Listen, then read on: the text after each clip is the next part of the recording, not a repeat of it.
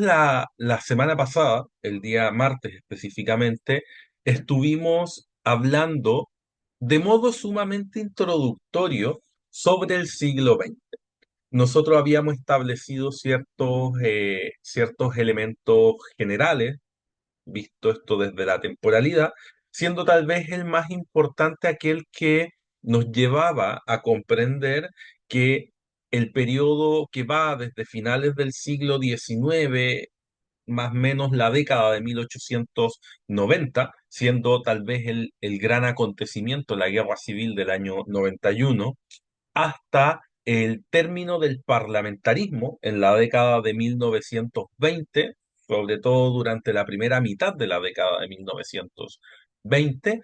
Bueno, todo este periodo de aproximadamente casi 40 años, si es que no me fallan las matemáticas, es un periodo que que sirve de transición, ¿ya? Es un periodo, como me gusta denominarlo a mí, un periodo de bisagra o de frontera histórica, donde lo que vamos a encontrar son aún ciertas dinámicas sociales, políticas, culturales y económicas del siglo XIX, pero al mismo tiempo estas van a convivir con nuevas estructuras que van a estar articulándose para poder dar forma a lo que va a ser el siglo XX, ¿ya? Por lo tanto, este periodo de 1890 hasta la década de 1920 tiene que ser visto como el periodo de transición, ¿ya? El periodo donde las estructuras del siglo XIX van a ir dando paso poco a poco a lo que es la estructuración política, social, económica y cultural del siglo XX. Algunos ejemplos dimos nosotros la semana pasada, tal vez el más representativo tiene que ver con las transformaciones de tipo social que se van a producir durante este periodo. ¿Y por qué les digo que son tal vez muy relevantes, no perdiendo nunca el foco de que esto es un curso de historia del derecho? Porque una de las primeras discusiones, y es un poquito lo que vamos a ver hoy día, una de las primeras grandes discusiones a nivel jurídico del siglo XX, a nivel interno por lo menos, va a ser el de la legislación social y laboral.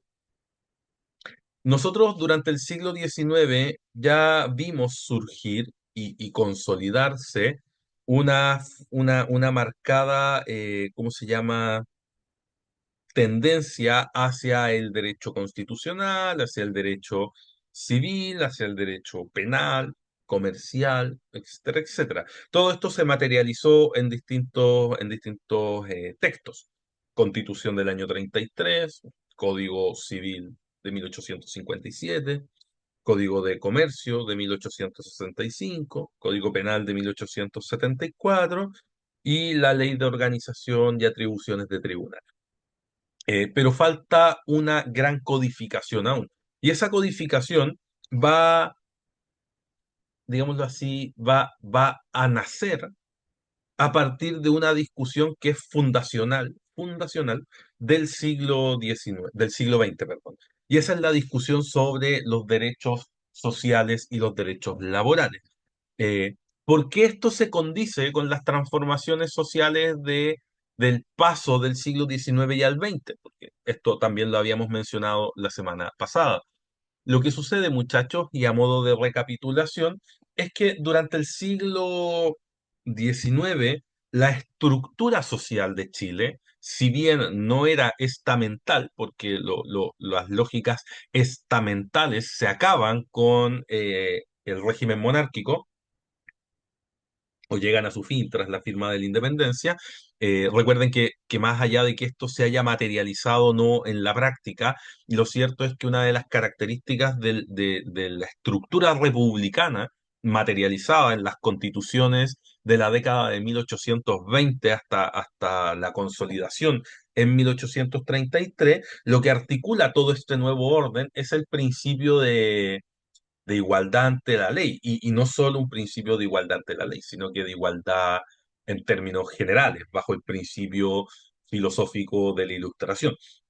Entonces, en ese sentido, claro, los estamentos no calzan en esta nueva estructura de carácter republicana. Pero en la práctica nosotros sabemos que si bien la sociedad del siglo XIX no fue estamental, para efectos de toda regla seguía funcionando de una manera muy similar al de las sociedades estamentales, donde existía una aristocracia que controlaba el poder político, mayoritariamente el poder económico, puesto que la burguesía va a aparecer, sobre todo la burguesía minera o vinculada al puerto de Valparaíso, del gran comercio transpacífico, va a aparecer en algún momento, pero mayoritariamente la aristocracia controla el poder político, controla el poder económico, y en torno a ella se articulan también una serie de manifestaciones socioculturales que van a definir al siglo XIX. Y bajo la aristocracia encontramos algo que no es una clase media propiamente tal, pero podría ser definido como grupos medios o sectores medios, donde entra el artesanado, los gremios, una serie de profesionales nuevos que están surgiendo de la mano con la construcción del Estado-Nación, aquellos que surgen al amparo de la Escuela Normal de Preceptores, Preceptoras, la Universidad de Chile, etcétera, etcétera. Y bajo eso ya encontramos una gran masa mayoritaria a nivel de los porcentajes de población, que es el campesinado, y a nivel urbano, alguno que otro sector que podría llegar a ser definido como trabajadores urbanos, no sé si aún proletarios propiamente tal, pero sí trabajadores urbanos. Ahora, esa estructura durante este tránsito desde el siglo XIX al XX va a empezar a modificarse.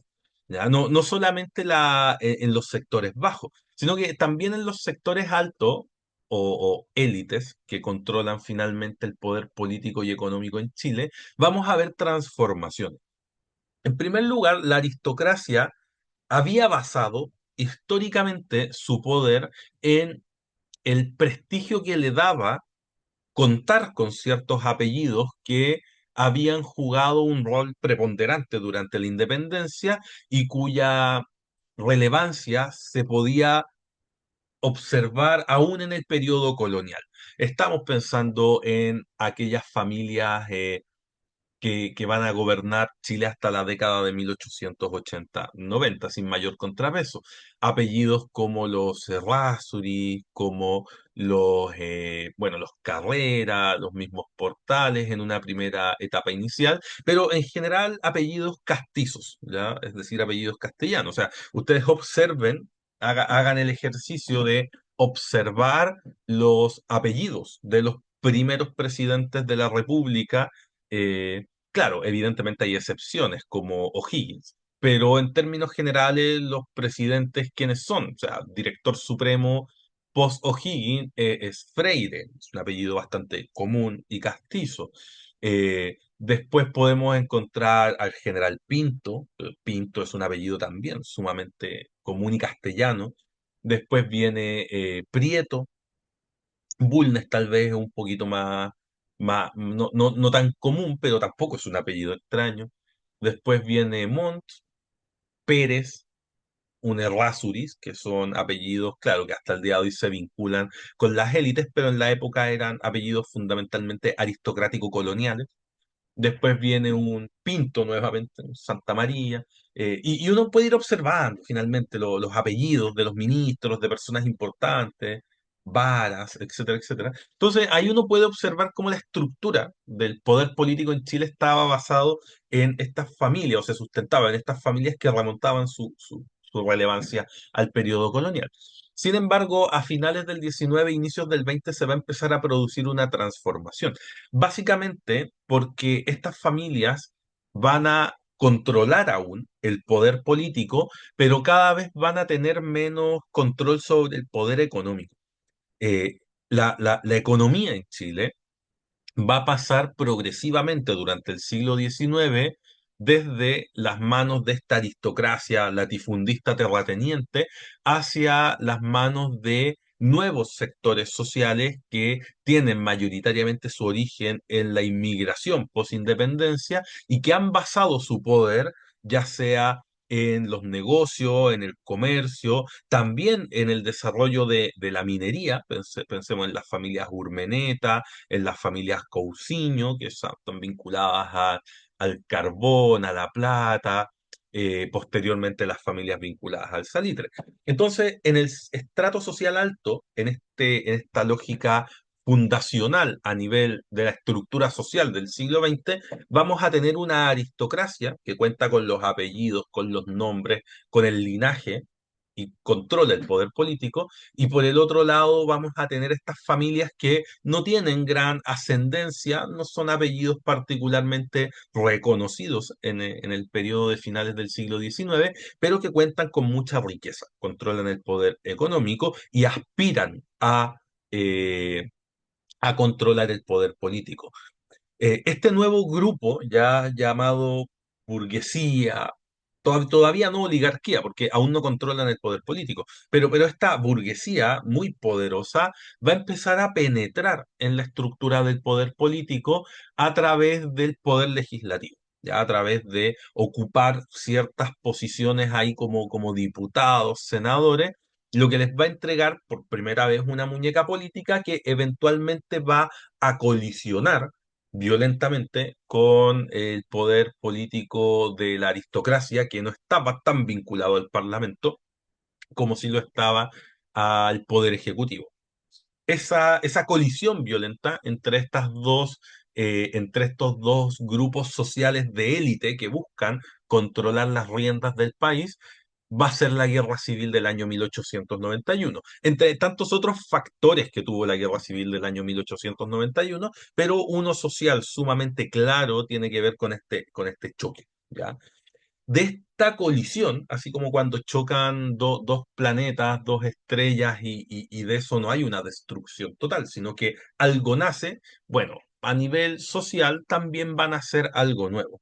Y de los resabios de esta vieja aristocracia colonial, sobre todo aquella aristocracia que se va a oponer a Balmaceda, junto con lo que queda de esta burguesía triunfante en la Guerra Civil del año 1891, va a surgir la oligarquía parlamentaria chilena, ya que va a mantener el control político del país sin mayor contrapeso hasta la década de 1920, y que tras la crisis, sobre la cual hablaremos un poco más adelante, tras la crisis del liberalismo, va a transformarse y va a terminar convirtiéndose en la derecha tradicional del siglo XX. Entonces, ahí tenemos una primera gran transformación. Por otro lado, en los sectores populares, nosotros lo que encontramos durante el siglo XIX es una, no vamos a decir escasa, ya, pero al menos sí un número bastante limitado de trabajadores populares urbanos. Ya, la gran mayoría de los sectores populares en Chile durante el siglo XIX se encuentran en el campo. La mayoría de los chilenos son o bien inquilinos, peones itinerantes, eh, gañanes, etcétera, etcétera. Ya trabajan en la estructura latifundista del campo chileno, que toma su forma en el siglo XVII y se mantiene más o menos sin alteraciones ni sociales ni productivas hasta bien entrado el siglo XX. Por lo tanto, la mayoría de la población está ahí. Sin embargo, la modernización que va a sufrir Chile, sobre todo durante la segunda mitad del siglo XIX, a partir de 1850, que va de la mano con la aparición de nuevos centros productivos, como por ejemplo los carboníferos del sur en Loti Coronel, el crecimiento de Santiago y Valparaíso como un eje importante de desarrollo económico y político, el descubrimiento también de yacimientos mineros de gran relevancia en lo que actualmente es el norte chico, eh, la plata de Chañarcillo, el cobre de Tamaya, y más adelante el descubrimiento desde la década de 1860 de grandes yacimientos salitreros en las regiones bolivianas de Antofagasta y peruanas de Tarapacá, que desde 1880 van a pasar a ser regiones chilenas. Bueno, toda esta modernización, que va de la mano evidentemente con la economía, va a llevar a la primera gran migración campo-ciudad en la historia de Chile. Por lo tanto, va a ser en este periodo donde la estructura también de los sectores populares urbanos va a transformarse. Por primera vez van a empezar a crecer y se van a terminar convirtiendo en en agentes fundamentales del funcionamiento de de la ciudad. El problema radica en que, claro, la ciudad nunca está preparada para recibir grandes contingentes de personas. Y eso es algo que se da como regla general hasta el día de hoy. Una de las características que define una ciudad es el vivir siempre al límite del espacio y de los servicios básicos. Eh, no es como el campo, pues el campo es extenso, es amplio, no vive al límite, produce sus propios recursos. Cambio, la ciudad históricamente no, pues la ciudad no produce sus propios recursos y siempre está al límite, ya de la vivienda, de los servicios, etcétera, etcétera. Por lo tanto, que a la ciudad lleguen un par de personas o haya un flujo muy lento, pero sostenido, pero lento al fin y al cabo, no genera problemas. La ciudad tiene la capacidad de ir adecuándose a estos nuevos grupos que llegan. Pero cuando se producen grandes migraciones, como la de la segunda mitad del siglo XIX en Chile, la ciudad no tiene capacidad de reacción. Y como no tiene capacidad de reacción, la consecuencia inmediata va a ser que estos nuevos grupos de familias, de personas que vienen desde el campo buscando una mejor condición de vida, se van a topar con una ciudad que no tiene donde recibirlos, que se caracteriza no por la entrega de servicios, sino que por la carencia de servicios, aun cuando sí siempre hay mucho trabajo. Entonces eso va a provocar que estos sectores populares que habitan en las ciudades de Santiago, Valparaíso, Lota, Coronel, Concepción y posteriormente en el Norte Grande, se caractericen por la precariedad de vivienda, la precariedad material, y esto va a repercutir también debido a las condiciones propias de la ciudad moderna, de la ciudad industrial, en la proliferación de enfermedades, de relevantes situaciones de pandemias o endemias que va a tener que vivir Chile durante el finales del siglo XIX e inicios del siglo XX. Entonces ahí surge un nuevo grupo social que progresivamente va a ir desarrollando una conciencia de su propia realidad en comparación con la realidad de un otro. Es decir, se construyen a partir de la comparación con un otro y ese surgimiento de la conciencia de clase en el sector popular urbano, que ya va a empezar a ser definido como proletariado urbano a finales del siglo XIX, es fundamental para comprender eh, el surgimiento no solamente de un sector social demasiado relevante, sino que un sector social sobre el cual, así como sobre esta nueva oligarquía parlamentaria, se va a construir la derecha tradicional del siglo XX, sobre estos sectores proletarios urbanos. A medida que vayamos adentrándonos en el siglo XX, vamos a ver cómo en torno a ella se va a articular la izquierda tradicional del siglo XX chileno, sustentada muchos partidos van a existir, pero por regla general dos van a ser los más relevantes, o al menos los dos que van a tener una mayor proyección histórica. El Partido Obrero Socialista de 1912, que en el año 1922 se va a convertir en el Partido Comunista de Chile, y el surgimiento de la mano de la inestabilidad política del periodo de entreguerras y en el caso de Chile del periodo posterior a la crisis del año 1929, vamos a tener el surgimiento el año 33 del Partido Socialista con Marmaduke Grop como uno de sus principales líderes, ¿ya? Mientras que para el caso del Partido Comunista había sido Luis Emilio Recabarren. Entonces ahí tenemos dos sectores sociales. Y por último está la aparición del que va a terminar siendo, sin lugar a dudas, el sector social más relevante durante el siglo XX, ya que va a ser este sector el que va a terminar la mayoría de las veces definiendo si el triunfo electoral es para la derecha o es para la izquierda, que es la clase media. Y la clase media, en términos muy simples, surge al amparo de dos grandes fenómenos. Primero, al amparo de la expansión de la educación a partir del principio del Estado docente, ya el hecho de que que el Estado se haya preocupado tan de sobremanera durante la segunda mitad del siglo XIX de crear escuelas y posteriormente de crear liceos y de impulsar o darle un fuerte énfasis tanto a la escuela normal de preceptores como de preceptora, que es la base sobre la formación normalista en Chile de profesores. Todo eso va a permitir que la expansión educativa hacia ciertos sectores súper puntuales y específicos sea la base para el surgimiento de la clase media. Una clase media que, claro, se diferencia de la clase alta, aristocrática u oligárquica, en el hecho de que la clase media eh, no vive de los negocios, no vive del poder político, tampoco tiene un acceso al poder político, pero se encuentra y pasa a ser parte de esto que hoy día podría definirse como una tecnocracia, porque tiene un elemento que también lo tiene la aristocracia y la oligarquía, que es la educación. Son personas que saben leer, saben escribir y por lo tanto tienen, por regla general, un tipo de conocimiento que pueden poner al servicio del Estado. ¿Y qué los diferencia de los sectores proletarios? Que, claro, pues el sector proletario, su única, tomando acá una definición tal vez más de corte marxista, teóricamente hablando, pero claro, ¿cuál es su único capital? Es su fuerza física, ¿ya? Es su capacidad de trabajar.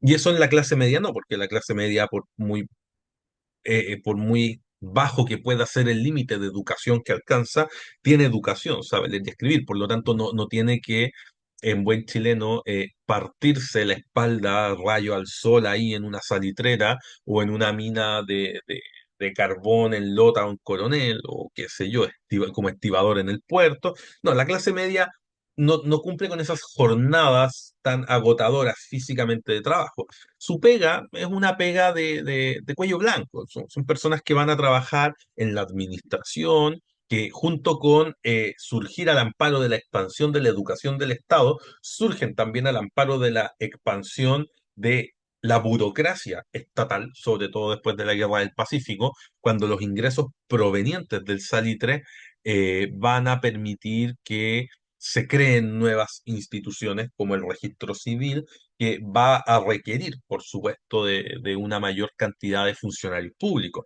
Y esto ocurre para casi todos los ministerios o reparticiones públicas. El ciclo salitrero permite invertir más y si hay mayor inversión, bueno, se podrán contratar más personas. Y en ese contratar nuevas personas es donde estos sectores que empiezan a dar forma a la clase media van a asentarse. Y esta clase media, claro, que va a terminar siendo, como yo les comentaba, el grupo social a nivel político más relevante del siglo XX, en cuanto va a ser, no es un voto de derecha per se, tampoco es un voto de izquierda, aun cuando tienden a votar mucho más por lo que uno podría considerar son candidatos cercanos a la izquierda. Pero eso no es una regla, no es un requisito sine qua non. ¿Ya? O sea, la clase media perfectamente puede votar por la derecha, lo va a hacer en la década de 1930, lo va a hacer en la década de 1950 y 60, cuando voten ya sea por Arturo Alessandri Palma en su segundo gobierno, por Jorge Alessandri Rodríguez, también por Carlos Ibáñez del Campo en el año 1952, que un voto de hecho mucho más de corte filofascista y nacionalista, pero siempre la clase media está ahí, ya en esa posición que un poco termina definiendo el resultado de la elección. Y esa es la estructura, ya sobre la cual se construye el siglo XX, que un poco nosotros la habíamos estado conversando la semana pasada. Ahora, lo que me interesa revisar es que nosotros hablemos sobre la cuestión social, ¿ya? No porque, bueno, la cuestión social siempre es un tema interesante, ya no les voy a mentir.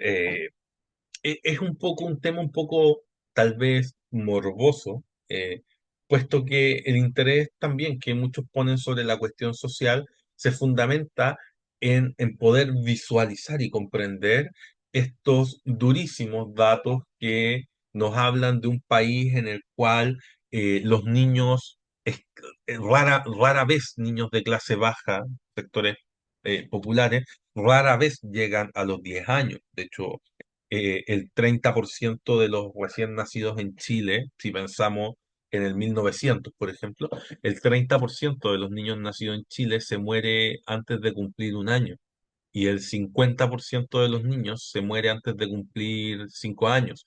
Y a los 10 años solamente llegan vivos 3 de cada 10. Es decir, en los sectores populares, por cada 1000 niños que nacían vivos, solamente 300 aproximadamente llegaban a los 10 años, es decir, ya a una etapa de la vida donde poquito después, a los 11 12 13 años, tendrían que entrar a trabajar, por lo tanto ya se afirmaron, ya no van a fallecer de las enfermedades que fallecen los más pequeños, pero para llegar a ese punto se tuvieron que morir 700, o sea, el 70%.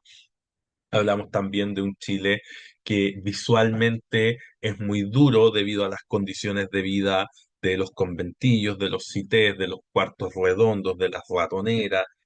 Un Chile también que es muy duro en cuanto a las jornadas laborales de los sectores populares urbanos: 12, 13, 14, 15, 16, hasta 17 y 18 horas diarias de trabajo, no en las mejores condiciones, sin ninguno de los derechos laborales básicos con los cuales contamos todos los trabajadores en la actualidad. El derecho a contar con un descanso anual de vacaciones, el hecho de contar con un feriado, un descanso en este caso semanal obligatorio, que es el del día domingo, para la totalidad o para casi la totalidad de los trabajadores. Tampoco contamos, o sea, tampoco se cuenta en esta época con una ley que regule los accidentes de trabajo, por lo tanto, ni enfermedades. Por lo tanto, frente a la enfermedad, frente al accidente de trabajo, solo te queda ir a trabajar de nuevo, si no te van a despedir. Tampoco contamos con derechos fundamentales de la infancia, como el pre y el postnatal. Eh, Tampoco vamos a contar con una regulación en materia de contratos. Entonces, es una época en términos generales compleja, ¿ya? Es muy compleja, evidentemente, para la clase media, pero nunca tan compleja como lo es para los sectores populares, urbanos o proletarios. Entonces, la cuestión social, ¿por qué es fundamental para entender el siglo XX? Porque, en primer lugar, muchachos, es el primer gran fenómeno social del siglo XX. Si bien su origen está en el siglo XIX, la década de 1880 es el periodo que la mayoría de los historiadores define como eh, fundacional de la cuestión social, pero esto se va a extender hasta la década de 1920 y, y van a ser las consecuencias derivadas de la cuestión social aquello que va a terminar definiendo el surgimiento de una primera manifestación de la política de masas en Chile hacia el año 1920. Entonces, en ese sentido, la cuestión social es fundamental a nivel político. También es fundamental porque la primera gran discusión en materia de derecho que se da en Chile a inicios del siglo XX, como lo mencionaba al inicio de esta clase, tiene que ver con los derechos sociales y laborales. Ya existían ciertos precedentes en el contexto europeo occidental, sobre todo de países vinculados a la revolución industrial, donde se había desarrollado una discusión que había tenido como resultado el surgimiento de unas primeras leyes o normativas en materia social y laboral,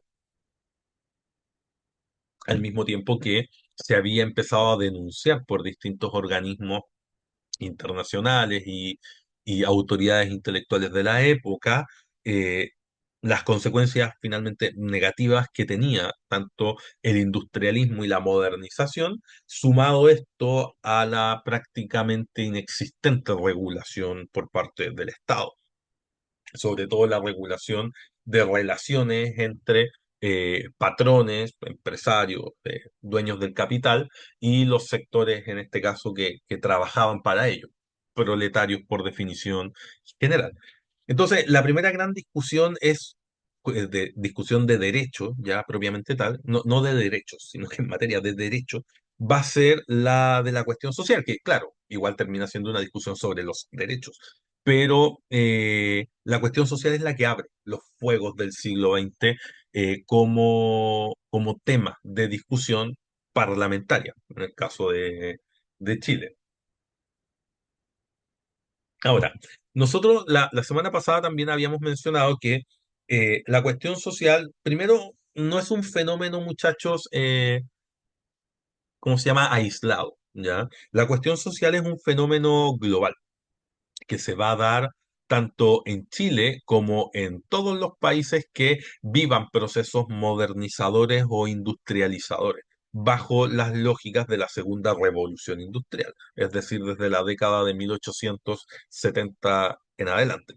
Por lo tanto, este fenómeno, al ser global, cuenta con respuestas que vienen dadas, no solamente, y veremos el caso local, ¿ya? Pero son respuestas que no vienen dadas solamente por la institucionalidad política convencional, ya, liberal, parlamentaria, qué sé yo, sino que en el contexto global también hay una respuesta por un lado de los padres fundadores del socialismo, en sus distintas versiones. Ya uno, claro, suele vincular principalmente el socialismo con la obra de Marx y Friedrich Engels. Pero lo cierto es que, que son los padres del socialismo científico. Pero lo cierto es que los padres fundadores del socialismo utópico, por dar un ejemplo, también ya buscan dar una solución o tienen una propuesta de solución para la cuestión social. Ocurría lo mismo con los padres del anarquismo, Bakunin, por ejemplo, pero también hay una respuesta de parte de la Iglesia Católica, por ejemplo, y hay una respuesta de una serie de organismos, organizaciones internacionales que están surgiendo en este periodo. Denme un segundo, chicos, que me están llamando. Voy a pausar.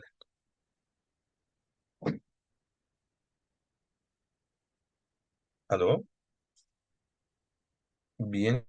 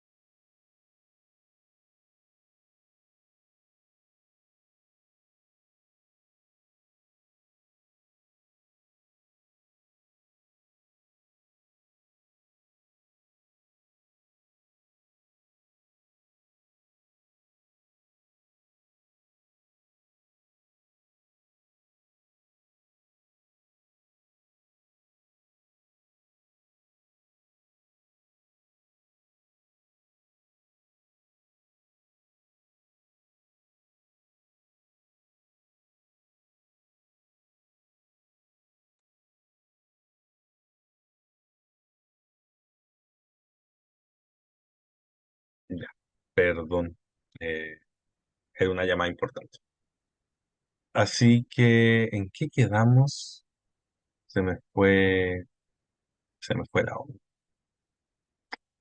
Estábamos hablando sobre, sobre la respuesta, ya que se produce al fenómeno de la cuestión social.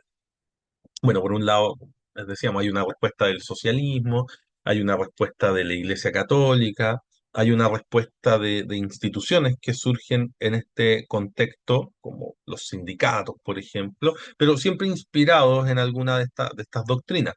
Y es por eso que acá les puse dos reflexiones, una por un lado de Marx con Engels del año 1848, donde se expresa parcialmente lo que va a ser, lo que va a terminar siendo la postura del socialismo científico frente al fenómeno de la cuestión social, y también la postura del Papa León XIII. El Papa León XIII es uno de los papas más importantes en la historia de la Iglesia Católica.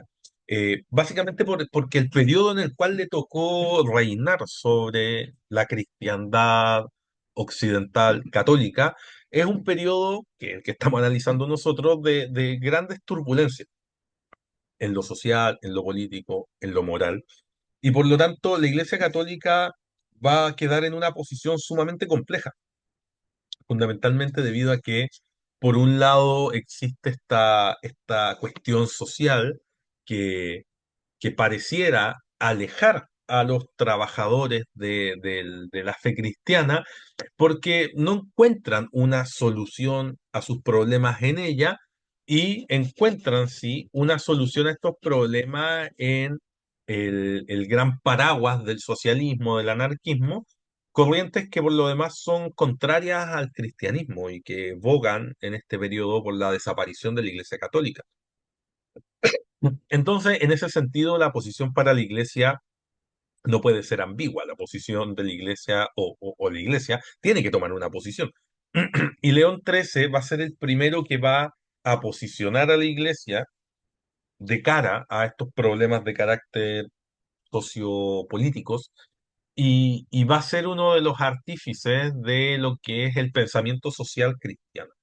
Ya un pensamiento clave, pero clave para entender la política del siglo XX, la relación entre ciertos partidos políticos de inspiración cristiana y los sectores populares, que va a tener después una segunda versión durante la segunda mitad del siglo XX, a partir de las conclusiones emanadas del Concilio Vaticano II, de los papas Juan XXIII y Pablo VI. Pero eso vendrá más adelante. En lo inmediato, a finales del siglo XIX, específicamente en el año 1891, el Papa León XIII va a publicar la encíclica Rerum Novarum. Rerum Novarum se puede traducir como sobre las cosas nuevas o acerca de las cosas nuevas. Y fue una encíclica en la que el Papa denuncia al empresariado y a los grandes capitales por tener en abandono a los sectores populares y no preocuparse del bienestar de los mismos. De hecho, un fragmento, un párrafo de la encíclica, el Papa dirá: desentendiéndose las instituciones públicas y las leyes de la religión de nuestros antepasados, el tiempo fue insensiblemente entregando a los obreros, aislados e indefensos, a la inhumanidad de los empresarios y a la desenfrenada codicia de los competidores. Entonces, si ustedes analizan esto, claro, hay una crítica de la iglesia, pero no solo al empresariado. De hecho, parte planteando la desatención de las instituciones públicas y las leyes. El Estado y las leyes como, ¿cómo se llama? Como ejes articuladores del orden y el equilibrio social, no están cumpliendo su trabajo. Ahora, esto evidentemente no vuelve al Papa una persona socialista o de izquierdas. No, para nada. De hecho, la oposición en la encíclica Rerum Novarum, tanto al empresariado y al capital, es igual de dura su oposición al socialismo, ¿ya? Y a las corrientes de pensamiento anarquista. Y por eso es interesante, porque es el surgimiento finalmente de una tercera opción, más allá del liberalismo que articula el actuar de las élites oligárquicas, y por otro lado, el socialismo con el anarquismo que asusan a los sectores populares a rebelarse contra el establishment. Bueno, la iglesia no se pone ni en la posición del liberalismo, al cual es muy crítica, y tampoco en la posición del socialismo, porque bueno, el socialismo busca la desaparición de la iglesia, por lo tanto no puede posicionarse mirando hacia ese sector. Entonces, la iglesia va a ocupar una posición intermedia, y eso es lo que va a terminar convirtiéndose en el pensamiento social cristiano durante el siglo XX. Marx y Engels, por su parte, plantean algo más elaborado, más allá de la crítica misma, sino que en ello encontramos, claro, el surgimiento también de una teoría. Pensemos que, por ejemplo, en el Manifiesto Comunista del año 48, ellos decían lo siguiente: la historia de esas luchas de clases es una serie de evoluciones que ha alcanzado en el presente un grado tal de desarrollo en que la clase explotada y oprimida no puede ya emanciparse del yugo de la clase explotadora y dominante sin emancipar al mismo tiempo y para siempre toda la sociedad de toda explotación. Entonces, yo les había dicho en algún momento que si bien el manifiesto comunista eh, no hay tanta teoría ahí, en cuanto es un pasquín político preparado a petición de los socialistas de la primera internacional socialista. Se le solicita a Marx la redacción de algo que presentar, a él ya, a Engels, pero, y siendo que la teoría posterior está claro en otros textos, eh, tanto su interpretación histórica del materialismo como la económica, eso aparece en otros libros, pero al menos esta frase, este párrafo del Manifiesto Comunista da cuenta de la posición, ¿ya? O sea, mientras que para la Iglesia el principal problema tiene que ver con el abuso del empresariado hacia los trabajadores y la inacción del Estado y de las leyes, para Marx y Engels esto tiene que ver con otra cosa, que es una tradición histórica que se remonta a la antigüedad de lucha de clase que ha alcanzado a mediados del siglo XIX ya un nivel de control de la clase explotadora sobre la clase explotada tan, tan grande que lo único que va quedando es la posibilidad de emancipar para siempre a toda la sociedad. Está hablando sin decirlo literalmente del principio de la revolución, ya de la revolución que en el XIX no se van a dar, pero vamos a ver su desarrollo durante el siglo XX. Entonces, a nivel global, esas son las respuestas. Eh, si pensamos en la realidad chilena en particular, podemos ver cómo ya a inicios del siglo XX, sobre todo a partir de una serie de huelgas que van a terminar en masacres, en derramamientos de sangre, como la huelga general de Iquique de 1890, la huelga de estibadores y tripulantes portuarios de Valparaíso del año 1903, la huelga de la carne del año 1905, que esa es una huelga que marca fuertemente el devenir del movimiento obrero y de la lucha por las leyes sociales, pero el punto culmine evidentemente es la huelga general de Iquique de 1907, aquella que va a concluir con la matanza de la Escuela Santa María de Iquique en diciembre del año 1907. Entonces, estos acontecimientos, claro, lo que hacen es ir generando también una especie de preocupación en ciertos sectores de la élite chilena, élite parlamentaria, evidentemente, sobre la cuestión social y sobre la necesidad de poner atajo a esta o ponerle un fin, más que un atajo, ponerle un fin a esta ya desvergonzada inacción del Estado frente a un problema que es sumamente evidente, o sea, que está ahí. Y para eso, claro, muchos diputados, primero unos pocos, esto va a ir increciendo durante las dos primeras décadas del siglo XX y vamos a ir viendo la conformación de bancadas completas que van a defender el derecho o ciertos derechos fundamentales vinculados a la dimensión social y laboral de los sectores populares urbanos. Y esto, como les comento, va a ir increciendo y vamos a ir viendo cómo ciertos partidos políticos van a ir posicionándose de manera clara y cada vez mayoritaria hacia una búsqueda de solución a estos problemas. En ese sentido, son tres los partidos que van a destacar, al menos en la denuncia inicial. El Partido Conservador, como respuesta a la encíclica Rerum Novarum. La encíclica Rerum Novarum se va a conocer en el mismo 1891 en Chile. Hay un sermón muy importante de Mariano Casanova, donde él va a leer esta encíclica y presentar esta encíclica a la cristiandad católica chilena. Por lo tanto, claro, las palabras del Papa León XIII para el mundo del catolicismo y sobre todo para el mundo del catolicismo político, es decir, el conservadurismo, esto no lo está diciendo cualquier pelafustampo, o sea, es un tema que plantea el Papa, por lo tanto habrá que tomarlo en cierta consideración.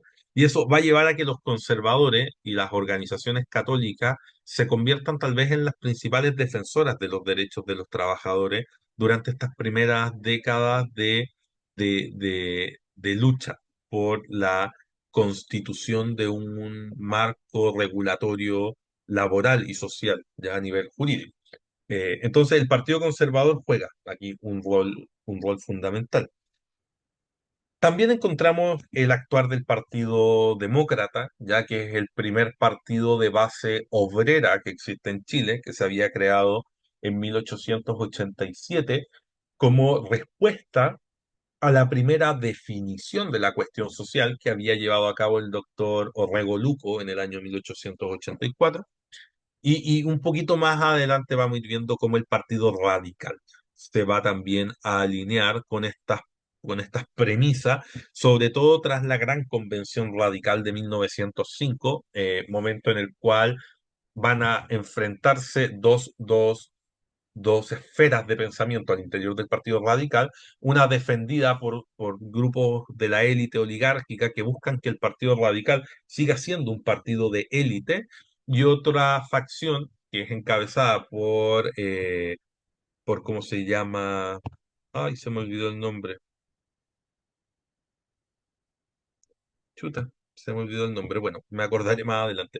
Pero por una fracción ya de diputados del Partido Radical que defienden la idea de que el Partido Radical debe dar un giro hacia estas perspectivas sociales y buscar, por supuesto, encontrar una solución desde lo jurídico, desde lo legislativo, al problema de la cuestión social. Ahora, ¿por qué estos planteamientos? O sea, más allá de lo que pueda plantear la Iglesia y de las lógicas de un pensamiento socialista que está llegando a Chile, en 1912 se va a crear el Partido Obrero Socialista. Lo cierto es que, y esto uno lo observa también en el gobierno de Arturo Alessandri Palma, es que la élite que es partidaria de llevar a cabo estas transformaciones sociales no lo hace necesariamente por una comprensión cabal de lo que es el principio de la dignidad humana, ya que por lo tanto es un tema que recién en el contexto occidental está empezando a discutir, si sabemos que su materialización es prácticamente medio siglo después. El gran temor que existe es que si no se llevan a cabo estas transformaciones, existe una posibilidad real de que la organización de los trabajadores en torno a un ideal antiliberal, como puede ser el socialista, termine por desestructurar el Estado, ¿ya? Es decir, la materialización finalmente de una revolución. Porque uno de los temas relevantes tanto para el liberalismo como para el socialcristianismo en este contexto es la lucha contra el socialismo, un socialismo que apela a la destrucción. Entonces, muchos diputados simplemente reflexionan que, claro, o sea, si no hacemos nada, va a llegar el momento en el que el sistema se va a colapsar completamente y el liberalismo va a terminar desapareciendo, lo cual pareciera ser algo bastante acertado como análisis después del año 1917, cuando vamos a observar que la revolución, primero eh, socialdemócrata y liberal en Rusia, la de Kerensky, de febrero del año 1917, va a terminar colapsando a manos de la arremetida de los bolcheviques durante la Revolución de Octubre, básicamente porque el gobierno de centro de Kerensky no fue capaz de poder poner fin a aquellas demandas de los trabajadores rusos vinculadas a cierta legislación laboral, social y principalmente a la guerra. Ya pensemos que Rusia estaba viviendo de muy mala manera lo que era la Primera Guerra Mundial. Y entonces, claro, ese acontecimiento histórico que define también lo que es el devenir político del siglo XX es una prueba súper patente de que si no se hace algo, es bien difícil asegurar la sobrevivencia del Estado liberal. Por lo tanto, las leyes sociales también surgen como una manera de apaciguar los ánimos para evitar el colapso político. Ya también hay un fin de beneficio propio para el liberalismo en este desarrollo para el Estado liberal me refiero, bueno, ahí entran todos, conservadores, radicales, qué sé yo. Para el Estado liberal hay un fin propio y hay un beneficio propio que va de la mano con el poder, ¿cómo se llama?, dar solución a los problemas de la cuestión social. Entonces, en el caso de Chile, claro, tenemos una gran cantidad de intervención de diputados y senadores. Yo acá simplemente uso de ejemplo a dos. Por un lado, Alejandro Uneus García Huidobro, quien fue diputado del Partido Conservador entre finales del siglo XIX e inicios del siglo XX, quien en el año 1903, tras la huelga de los portuarios de Valparaíso, decía lo siguiente: que no suceda en nuestro Chile lo que ha sucedido en la vieja Europa, que se dejó llevar por un optimismo liberal y que se mantuvo indiferente al movimiento obrero, para tener que despertar cuando todas las instituciones existentes estaban ya amenazadas de muerte. Entonces, está hablando de esto, de esto que yo les comento, de esta inminencia de la revolución y del colapso de todo lo construido por el liberalismo político, si es que no se considera al movimiento obrero y la solución de las demandas finalmente que se articulan en esta época a través de sindicatos, mancomunales, etcétera, etcétera. Y otro discurso relevante es el de Malaquías Concha Ortiz, que no solamente fue diputado y senador del Partido Demócrata, sino que también es el fundador del Partido Demócrata, persona clave de la huelga general del año 1890. Y él decía: los trabajadores del país, especialmente los del norte, han hecho cesar las manifestaciones de malestar que se venían repitiéndose con frecuencia en la confianza de que la legislatura había de dictar pronto alguna de estas leyes encaminadas a mejorar su situación. Entonces, está dando un poco cuenta de lo mismo. O sea, ¿qué está diciendo Malaquías Concha? Bueno, los trabajadores en este momento han cesado en sus manifestaciones porque ellos confían en que la legislatura, es decir, el Parlamento, va a llevar a cabo las transformaciones necesarias. Eh, pero aquí uno podría también interpretar el después de él. O sea, no están dando tiempo, pero hay que hacer algo. O sea, esto por más allá de que Malaquías Concha sea del Partido Demócrata y Alejandro Uneus del Partido Conservador, que tal vez no hay dos cosas más distintas en el Chile de inicios del siglo XX que el Partido Demócrata y el Partido Conservador, pero la, la idea que está en el trasfondo del discurso de ambos es la misma, es que hay que hacer algo para evitar evidentemente el colapso del sistema político. Ahora, durante el periodo parlamentario, claro, si nos vamos a un análisis tal vez un poquito más histórico, eh, tenemos una primera etapa, ¿ya? Que habla de un apogeo, de una estabilidad, que va un poquito esto de la mano con el buen venir que tiene el salitre como producto de exportación. Encontramos acá los gobiernos de Jorge Montt, que es el gran triunfador de la guerra del año 91, Federico Errázuri, Germán Riesco y Pedro Montt. Pero ya en el gobierno de Pedro Montt es posible observar una crisis, ya lo que se denominó como la crisis del centenario, la crítica intelectual hacia el modelo liberal y hacia la escasa respuesta que da este a los problemas reales de Chile, ya problemas sobre todo que tienen que ver con la cuestión social. Y durante este periodo, que va desde la crisis del centenario hasta el colapso del liberalismo parlamentarista en 1924, encontramos tres presidentes: Ramón Barros Luco, Juan Luis Sanfuente y Arturo Alessandri Palma. Y es importante quedarse en este último, ¿ya? Porque Arturo Alessandri Palma es la figura clave ya en este periodo. Si bien Arturo Alessandri Palma fue opositor a José Manuel Balmaceda en 1891 y se convirtió en un hombre político bajo todas las reglas y dinámicas del parlamentarismo, hacia finales de la década de 1910 se ha reconvertido en un hombre que ya no está tan convencido de que la solución vaya de la mano con el parlamentarismo. De hecho, él se ha vuelto un ferviente defensor del presidencialismo y de la autoridad presidencial. Del mismo modo, aun cuando Arturo Alessandri Palma es liberal, y el liberalismo tiene en su base doctrinal a inicios del siglo XX el principio de no intervención del Estado. Lo cierto es que Arturo Alessandri es parte de estos liberales que creen que el Estado sí debe intervenir, sobre todo en materia laboral y social. Además, cuenta con una experiencia política como senador por Tarapacá, por el norte.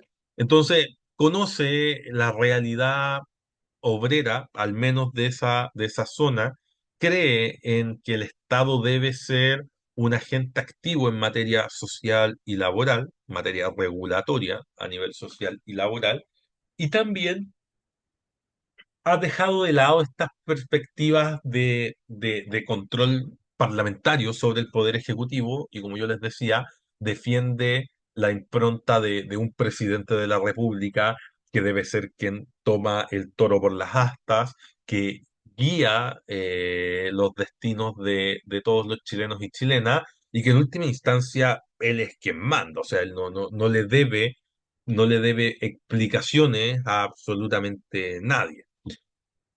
Y por lo tanto, Arturo Alessandri Palma se convierte en la década de 1910 en una figura política de gran preponderancia, que genera mucho anticuerpo también dentro del liberalismo, para qué decir, dentro del conservadurismo.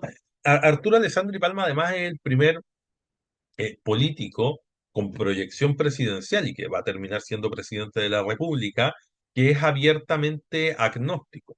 Y eso marca un punto importante. O sea, hasta este momento Chile ha tenido puros presidentes que con mayor o menor cercanía a la Iglesia Católica, pero han sido todos católicos. Arturo Alessandri Palma es un agnóstico declarado, abogado que es hijo de inmigrante, que nadie le ha dado nada. O sea, él ha tenido que trabajar desde chico, estudiar para lograr conseguir la posición que tiene.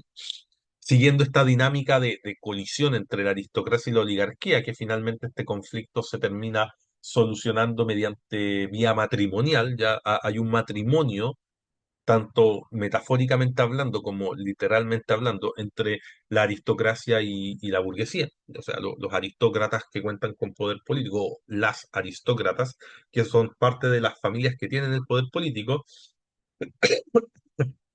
pero que a finales del 19 no tienen donde caerse muertos, van a empezar a unirse mediante lazos matrimoniales con hombres, sobre todo mujeres también de la burguesía, que cuentan con gran capital económico, pero con poco poder político. Y de este matrimonio entre el poder político y el poder económico nace la oligarquía.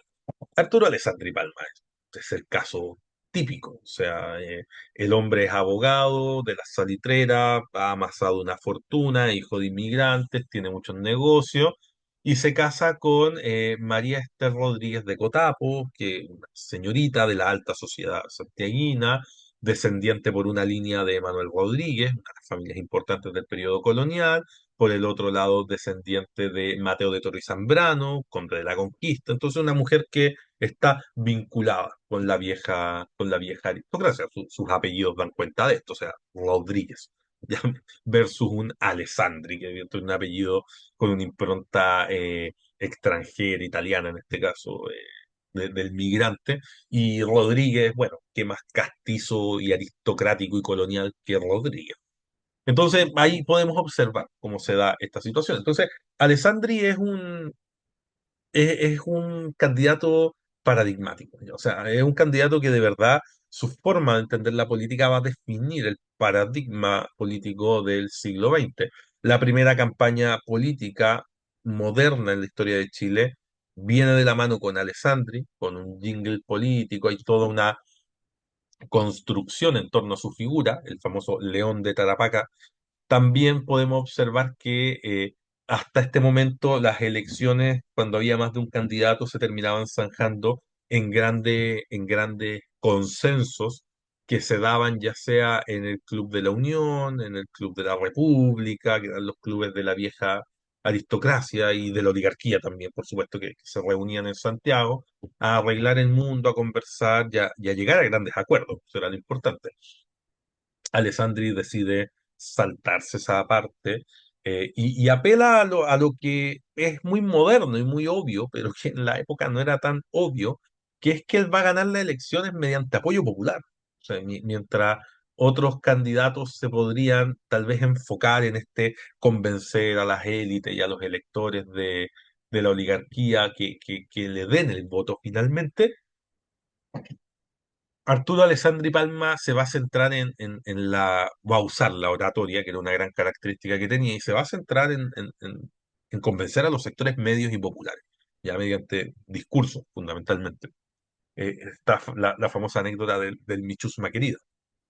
Ahora, que Alessandri le diga a la gente Mi chusma querida, que es el equivalente a que hoy día un candidato a la presidencia nos tratase a todos de flight o de roto, pero eso da cuenta de mucho, ¿ya? Porque eh, Alessandri es un presidente, no es un presidente de los sectores populares, o sea, él es un oligarca, eso tiene que quedar claro, él no, y tal vez nunca Chile en su historia ha tenido un presidente que venga desde los sectores populares.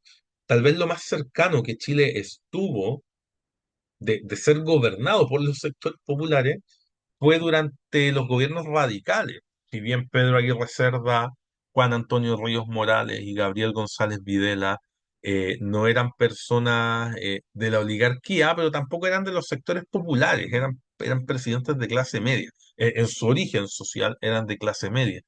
Pero fuera de eso, que una excepción, una anormalidad histórica, una anomalía histórica, Arturo Alessandri, que es uno de los grandes referentes por su proyecto social durante el siglo XX, y el otro tal vez vendría a ser Salvador Allende, son presidentes que son parte de la aristocracia, son parte de la oligarquía. Ellos son de familias de élite, claro, con una sensibilidad social distinta, una preocupación evidentemente por el bienestar de los sectores populares, una empatía hacia las condiciones de vida de los mismos. Ya, todos esos elementos sí, pero no cambia el hecho de fondo. Arturo Alessandri Palma es un presidente de la oligarquía, ya con sensibilidad social, pero de la oligarquía al fin y al cabo. Por lo tanto, esta frase de los discursos del Mi chusma querida da cuenta de eso. O sea, el hombre, por más que quiera trabajar por una mejora en las condiciones de vida de los sectores populares, no deja de pensar que son una chusma, que son unos rotos, que son unos ordinarios, flaites, diríamos hoy día. Entonces, intenta trabajar para ellos, pero es consciente de que él no es parte de ese sector, ¿ya? Y marca evidentemente las diferencias.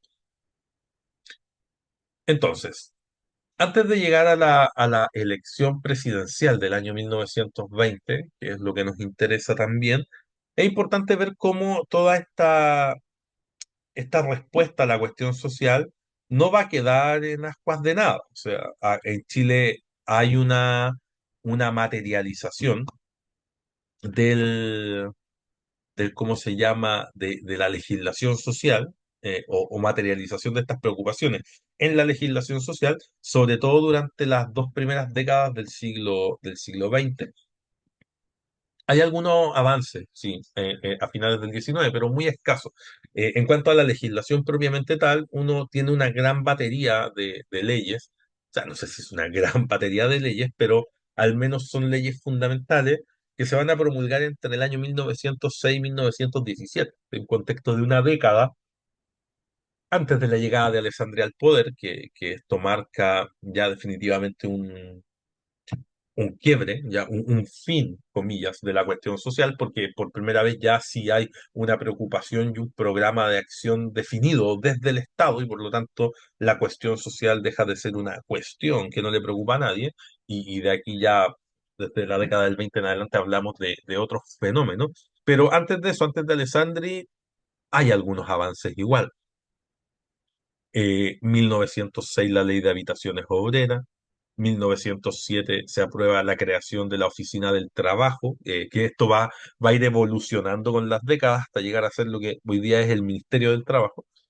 Se aprueba la ley de descanso dominical, el Consejo Superior, perdón, de Habitaciones Obreras de 1911, la ley de protección de la infancia desvalida del año 1912, la ley de la silla, tal vez una de las más icónicas del periodo del año 1915. El año 16 vamos a encontrar la ley de accidentes de trabajo y el año 17 la ley de sala cuna.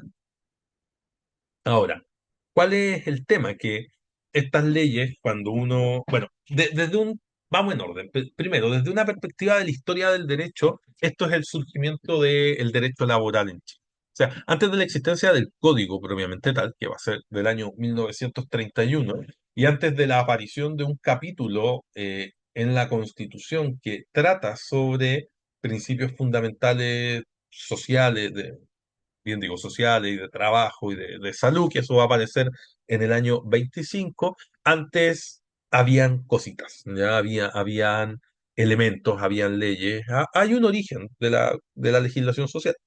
Ahora, para entregar el detalle, estas leyes tal vez uno las conoce por cómo se enseñaban en el colegio, como leyes bastante simples, o sea, la ley de la silla de 1915. Ah, ya, una ley donde en todo lugar de trabajo tenía que haber una silla. Bien, pero las leyes son más complejas que eso. O sea, estos fueron los nombres con los cuales se les conoció popularmente, ¿ya? En base a algo anecdótico como la silla misma, o en base a lo que creaban, o el tema sobre el que trataban, habitaciones obreras, qué sé yo, descanso dominical, pero eran leyes que incorporaban más cosas, evidentemente. Entonces, yo acá les doy tres ejemplos. Por ejemplo, la ley de sala cuna, todos la conocemos, ¿por qué? La del año 17 porque en todo lugar donde trabajaban más de 50 mujeres tenía que existir una sala cuna, una sala cuna, que es una ley que existió hasta hace relativamente poco tiempo, ya, no sé si ustedes lo sabían, si no, bueno, les cuento, que esta premisa de más de 50 mujeres mayores de 18 años y que obligaba a tener una sala cuna, existió hasta el segundo gobierno de Sebastián Piñera. Fue durante el gobierno de Sebastián Piñera donde se modifica esta ley y se incorpora o se le transforma para definir que todo lugar de trabajo que tenga al menos una mujer debe contar con una sala cuna. Entonces, ahí hay una modificación, pero esto es prueba de que estas leyes fueron claves no solamente en este contexto, sino que durante todo el siglo XX se proyectan y son la base del derecho social y laboral en Chile. Ahora, volviendo sobre el punto, la ley de salas cunas, claro, más de 50 mujeres mayores de 18 años, una sala cuna, pero también establecía ciertas limitaciones. Por ejemplo, esto tenía que ser para niños hasta un año Y se establecía como parte de la misma ley que las mujeres debían contar en este primer año de vida del niño o de la niña, debían contar con un permiso de 1 hora diaria para amamantar. Entonces, claro, no es solo una ley de salas cunas, sino que incorpora otros elementos, como este derecho que existe hasta el día de hoy a poder amamantar al hijo en horario laboral, tener este permiso. Ocurre lo mismo con la ley de la silla, que ya, sí, la silla. Todos conocemos la silla, pero junto con la incorporación de la silla, esta ley estableció 1 hora y media diaria de descanso para el almuerzo. Es decir, con esta ley del año 1915 nace la hora del almuerzo, la hora de colación para los trabajadores chilenos. Y la ley de infancia desvalida, que establece una serie de normativas en relación al trabajo de los menores, o no los menores desde nuestra perspectiva, sino que lo que se consideraba los menores a inicios del siglo XX. Esta ley es de 1912. Entonces se restringía el trabajo de riesgo físico, se prohibía el trabajo de menores de 8 años, y había o se establecía una sanción de cárcel para quienes obligasen a trabajar a los menores de 8 años. Entonces, si se dan cuenta, cada una de estas leyes son muchas veces más complejas de lo que uno podría comprender a partir del simple nombre ya de la misma. Entonces, bueno, acá ustedes pueden ver, lo pueden revisar con más calma, ya pueden pausar el video o les voy a subir la diapositiva igual. Pueden observar ciertas características de la ley de habitaciones obreras, que es otra de las importantes de este periodo. Lo que es interesante acá en esta ley de habitaciones obreras es ver cómo empieza a articularse ya un principio de participación del Estado, eh, el Estado siendo parte también de la solución a estos problemas y también el Estado como ente regulador y sancionador, fiscalizador y sancionador del mundo privado que no responda a estas disposiciones legales. Ocurre lo mismo con la ley de indemnización y reglamentos sobre accidentes del trabajo. Ya también hay un fiscalizar el actuar por parte del Estado hacia los privados. ¿Ya? Entonces, tenemos un desarrollo de leyes sociales. Y es en ese contexto ya donde ya ni siquiera es una discusión sobre si la cuestión social es una realidad o no, ya porque en su momento la discusión giró en torno a si esto era tan grave como se decía o como se denunciaba. Aquí ya tenemos leyes sociales y por lo tanto el surgimiento de una conciencia con respecto al problema cuando llegamos a la que es tal vez una de las elecciones presidenciales más importantes de la historia de Chile, la elección presidencial del año 1920. Aquí se van a enfrentar dos candidatos y ambos son del Partido Liberal. Por un lado vamos a tener a Arturo Alessandri Palma, que es el miembro del Partido Liberal y candidato de la Alianza Liberal, y Luis Barros Borgoño, que es también un liberal, pero candidato de la Unión Nacional. ¿Cuál es la diferencia? Ya, bueno, que lo, en la Alianza Liberal iban representados una parte del Partido Liberal, ya aquella que apoya a Alessandri, que es un Partido Liberal, una facción tal vez un poquito más extrema en su liberalismo. eh, Van con el apoyo del Partido Radical, van con el apoyo también de una parte importante del Partido Nacional, e incluso cuenta con el apoyo del Partido Obrero Socialista de Luis Emilio Recabarren. En la vereda del frente hay otro liberal, que es Luis Barros Borgoño, que va apoyado por la otra parte del liberalismo, que va apoyado también por los conservadores. Ahora, acá hay un tema, ya que no es menor y que es importante conversarlo, que históricamente se ha considerado que el programa de Arturo Alessandri y Palma es un programa sumamente progresista, muy innovador, que busca solucionar los problemas de los sectores populares, y eso pareciera dejar a Luis Barros Borgoño como un candidato retrógrado que no está muy ahí con solucionar estos problemas. ¿Y qué es lo que sucede? Que aparentemente, y digo aparentemente porque el programa de gobierno de Luis Barros Borgoño se perdió en la historia, no queda alguna copia que nosotros podamos ver hoy día, un programa perdido como fuente, pero aparentemente, por lo que se sabe, el programa de Luis Barros Borgoño habría sido más progresista que el de Arturo Alessandri Palma en materia social. Tiene mucho sentido, o sea, si piensan que lo apoyan los conservadores, y los conservadores ya tenían su dinámica de acción frente al tema de la cuestión social y también abogaban por las leyes. Entonces, hay una serie de elementos que nos permiten a nosotros eh, suponer que efectivamente el programa de Luis Barros Borgoño pudo haber sido tan o más progresista que el programa de Arturo Alessandri Palma. Ahora, claro, la principal diferencia es que Arturo Alessandri Palma es un político nato, o sea, el hombre tiene una oratoria furibunda, el hombre es capaz de convencer a la gente, de pensar como él, lo que le entrega una ventaja superlativa frente a un Luis Barros Borgoño que no era muy carismático, no se le daba mucho el tema de los discursos, al menos no frente a los sectores populares. Entonces, una elección donde se enfrentan no solamente dos formas de ver la política, sino que también dos proyectos anclados ambos en el liberalismo en relación con el movimiento obrero y la cuestión social. La elección fue súper ajustada, ya, fue súper apretada, fue de 49 y algo contra 50 y algo.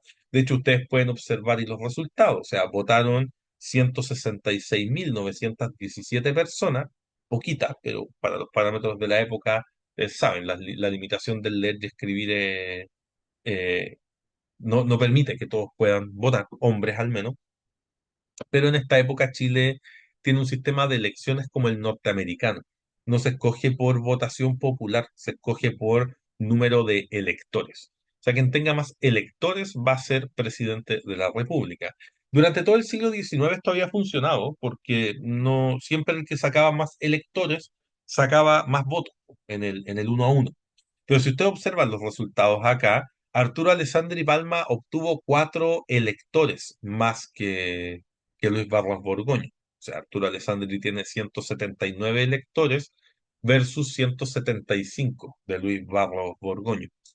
Por lo tanto, bajo esa lógica, el presidente debería ser Arturo Alessandri Palma. Pero por primera vez en la historia de Chile se da una discrepancia entre la cantidad de electores y el número de voto popular, ya la cantidad de voto popular. Esto, no sé si ustedes recordarán que la primera vez que ganó Donald Trump en Estados Unidos, las elecciones presidenciales, cuando derrota a Hillary Clinton, se dio el mismo fenómeno, que Donald Trump obtuvo mayor cantidad de electores y eso lo convirtió en presidente de los Estados Unidos. Sin embargo, Hillary Clinton en el voto popular obtuvo cerca de 3 millones más de votos que Donald Trump. Esas cosas que muy extrañas del sistema electoral norteamericano, bueno, también existían en Chile. Y esa contradicción se va a dar por primera vez en estas elecciones. Entonces, claro, Alessandri tiene más votos, pero si ustedes observan, él en el voto popular, es decir, el voto de la gente, él tiene 82.083 votos y Luis Barros Borgoño tiene 83.100, es decir, más de 1.000 votos de diferencia, ya que obtiene Luis Barros Borgoño en comparación con Arturo Alessandri Palma. Entonces, ¿esto cómo se zanja? Y por eso también en la Constitución del año 25 esto se va a cambiar, porque no, como que era raro, pues, ¿no? O sea, ¿cómo vamos a escoger a alguien que la gente no votó por él mayoritariamente? Entonces, esto después se modifica y se crea un sistema de votación directa, ¿ya? Porque este es el famoso sistema de votación indirecta, ¿ya? O sea, uno vota por un representante o un candidato, pero finalmente son los representantes los que terminan dando el voto final, en este caso en el colegio electoral, colegio de votos.